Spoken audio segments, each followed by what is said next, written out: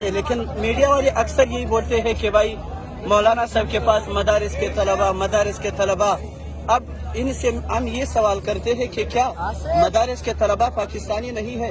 کیا مدارس کے طلباء کا ووٹ چوری نہیں ہوا ہے؟ کیا وہ اپنے ووٹ چوری کرنے کا مطالبہ نہیں کر سکتے ہیں؟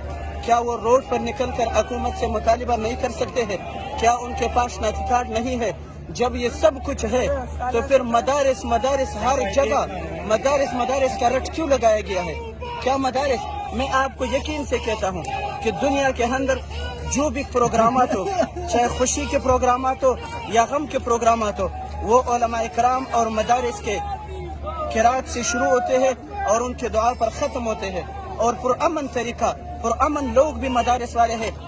آزادی مارچ میں آپ کو دکھایا بھی گیا کہ پوری دنیا میں امن ہم نے دکھایا کہ مدارس والے پرامن لوگ ہیں، وہ کبھی بھی ملک کے اندر فساد برپا نہیں کریں گے، اور ہم حکومت سے مطالبہ بھی یہی کریں گے کہ جس طرح اسکول اور کالج والے اپنے ووٹ چوری کرنے کے لیے روڈوں پہ نکل سکتے ہیں، تو اسی طرح مدارس کے طلباء بھی پاکستانی ہیں، ان کے پاس بھی پاکستانی شناختی کارڈ ہے، تو لہٰذا اس طرح باتیں نہ کی جائے، کیونکہ جس طرح عام لوگ پاکستانی ہیں اسی طرح مدارس والے بھی پاکستانی ہیں۔ اور الحمدللہ میں یہ دعوے سے یہ بات کہتا ہوں کہ میں ان تمام سے اپنے آپ کو زیادہ تر پاکستانی ثابت کرا سکتا ہوں۔